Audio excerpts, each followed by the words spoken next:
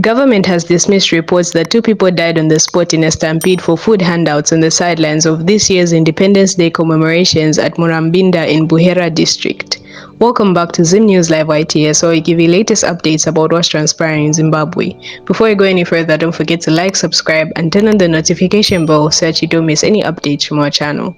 Pirate media outlet Voice of America widely circulated a video in which 2 ladies purported that an unidentified mother and her child succumbed to physical pressure during the melee. The 2 interviewees further assert that another female granny was seriously injured. However, Manicaland Provincial Medical Director Dr. Munyaradzi said they only attended to a case of a 10-year-old who sustained minor injuries in a queue, but the patient was discharged after only 1 hour of observation and treatment. In today's news, Independence death claims are dismissed. Let us know what you think in the comment section down below, and don't forget to like, subscribe, and turn on the notification bell so that you don't miss any updates from our channel.